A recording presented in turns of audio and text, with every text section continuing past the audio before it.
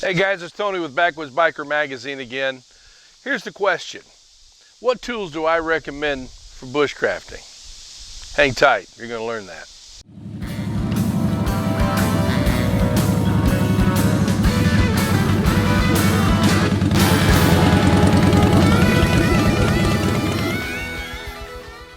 Alright guys, welcome back again. Pardon me, I'm taking a drink of coffee. It's early. Well, here's the question. What tools do I recommend for bushcrafting? Well, you know, I guess I could really ask you what level of bushcrafting you're talking about, but since we're not having a conversation, I'm answering an email. This is what I'll just start off with. I'm going to take it for granted you're talking about long-term sustainability versus, you know, an overnight jaunt where you're going to carve out a wood spoon just for a craft project to do. So let's just talk about this. You know, right out of the gate, number one would be a good knife that has been proven in the field, that you can count on, that is easily maintained out in the field and has never failed you.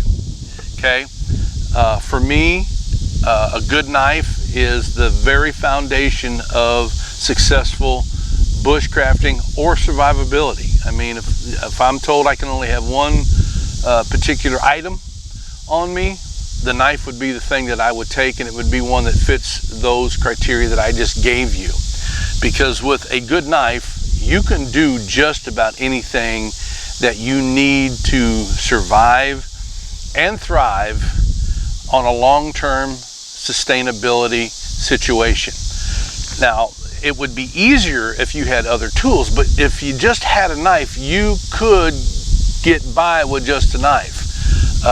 You know, you look at the old frontiersmen, you know, Kephart, G.W. Sears, you know, all the old timers. You know, the knife was their go-to, and it wasn't some great big old hog leg, you know, that was 2 foot long. It was very, very simple. Oftentimes started out looking like a butcher knife, or was a butcher knife, as a matter of fact. So let me just say that number one would be a good knife. And for me, the knives that I like to carry are along the Kephart version, you know, on that platform. And I guess that thing that is the best about this knife is that it's tried and true. I mean, you can see how big this is here. Again, it's made by L.T. Wright. It's the Genesis Candy. It's a beautiful little knife.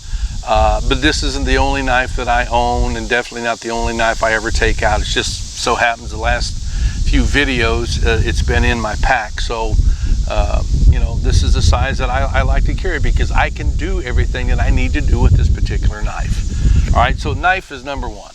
All right, number two is you need to have a good axe. It doesn't have to be an expensive axe, but it needs to be a good axe. And there are a bunch of good axes out there. You know, Weatherlings makes a good one. Gramsford Brooks makes one. Holtzbrook's makes a great one. I mean, there's just several, you know, really good axes out there. And then here in the last few months, we've been using and reviewing and really looking at axes that Liam Hoffman Blacksmithing puts out. He's out east from here. He's a young lad, but you wouldn't know that from the craftsmanship and the quality of the axes that he puts out. He was recommended to us, and we reached out to him, and we hooked up. And when this axe arrived, I was like, "You're kidding me!" You know, I mean, this is one of the best axes, if not the best axe in its classification that I have ever had in my hands. That's no BS. It's beautiful. But this is a type of axe that I would carry in my pack sleeve, and I could do almost everything that I needed to do with this, unless I had to take down, you know, a 2 foot tree. And if I was at it long enough, I could take it down with this. But it's about a 22-inch axe, 2.5 pounds on the head. It's got a hardened hammer pull on that. I mean, this thing will actually hammer, you know, and doesn't flatten and mushroom out. Comes razor sharp, hickory handle. It's all good. It's 100% American made. But this is the style. This is the size that I'll take. And you know, if I'm bucking down wood, if I'm splitting wood, whatever, I can do it with this little guy here. And it's, so far in the 3 months we've used it, we've touched it up with a leather strop is all we've done. And this thing is still shave sharp. I mean, look at that. It's a marvelous little axe. They are pricey, but it's a lifetime axe. It's an heirloom axe. So axe is number 2. The third thing that I would say is that you need to take a saw of some sort. Back in the day, this style was my go-to. This is a buck saw, breakdown buck saw. And this one happens to be made by Stoll's Outdoors. He's a small boutique shop down south, and these are really great little saws. He does a marvelous job. He doesn't have a website yet, but he does have a Facebook page. Again, it's Stoll's Outdoors. Check him out. Super reasonable, and I'm going to tell you, his design and the little features that he puts in these makes his head and shoulders above all of the buck saws that I've seen out there that are made like this. Okay, so buck saw would be it. But now let's just talk about convenience. You know, maybe you don't have a buck saw sleeve on your pack. You don't have room in your pack for it, and you don't want to strap it to your pack. You know, so what is the option? Well, you know, I am a firm believer in technology as it develops, you know, and in the outdoor world, technology is just taken off, and now we're seeing things like a folding saw.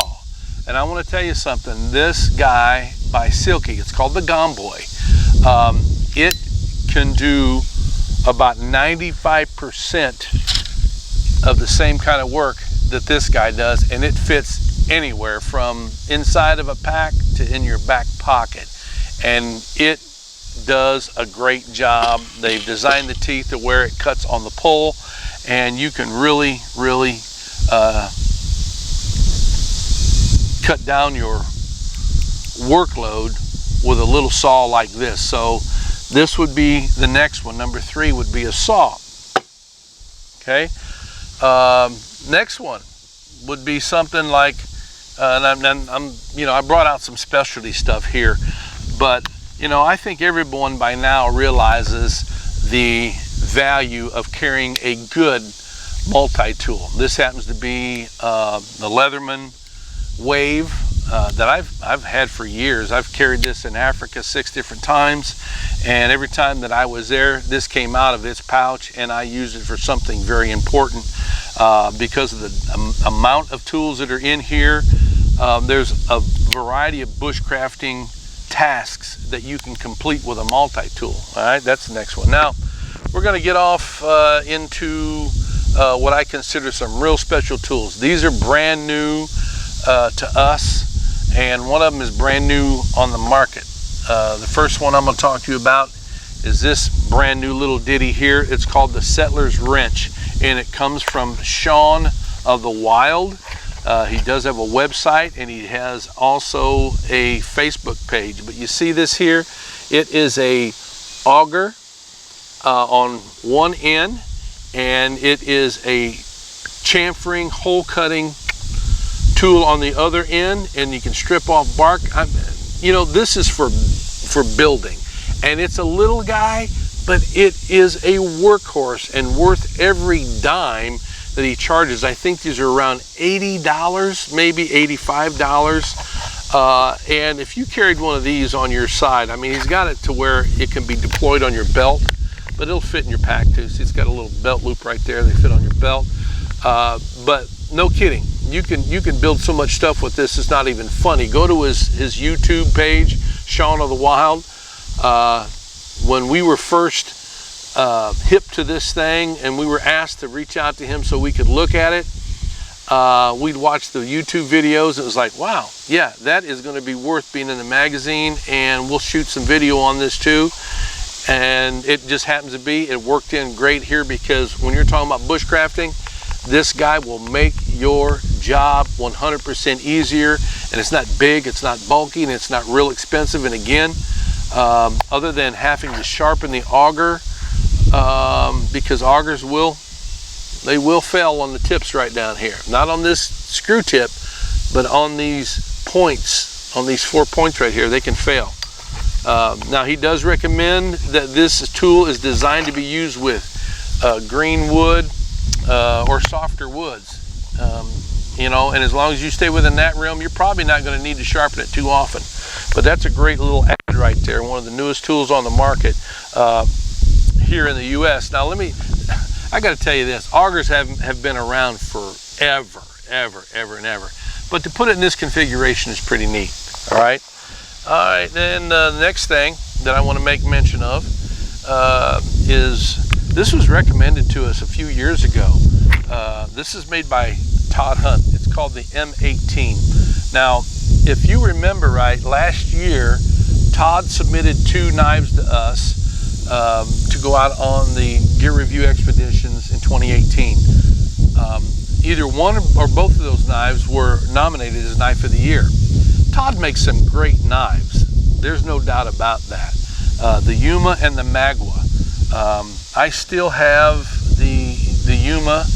Oh, it's over there. I should have brought it here. And Rocky will not give up the Magua. He loves that thing so much. You know, I wish I would have snatched onto it. It's a little patch knife, but it is a wonderful little blade. Okay, so that was our introduction to Todd, and man, we were impressed, and we just said, you know, if you ever get the opportunity to submit one of those M18s that we've been hearing so much about, we'll stick it in the magazine and we'll shoot some videos and see how our folks like it. Well, let me tell you something about this. It's a 16-inch, full 1/4 inch tool. It's just not a knife. I mean, the things that this does, the versatility of this, takes your bushcrafting to another level. For those of you that are Naked and Afraid fans, I don't know how many contestants in that series use this, but they ordered them from Todd to take with them. And I think that's what put Todd on the map, is the Naked and Afraid, but he's been on several different channels. But here you've got a tool. It's just not a knife, like I said. You know, from the point all the way down to where you would consider, you know, the chole supposed to be, but there is actually what I think is a bottle opener. That's what I use it for, was a bottle opener. Maybe it's used for something else. I don't know, you know. I mean, but it opens up, it'll cut cans, it'll do everything. But you've got that blade that goes from here all the way down to this point. It's great for skinning, you know. See what I'm doing right here? If I was underneath the skin of an animal trying to hide it out, that's good for that. But what I really like here is, you know, it's got the jimping on the top here, jimping on the top right here. This one's a ramp jimp, and this is just a straight 90-degree jimp. But this is great for, you can put a finger in here and you can use it as a draw knife. You know, he's done a great job with the design on this thing. The pommel on it has jimping on it that is super awesome, you know.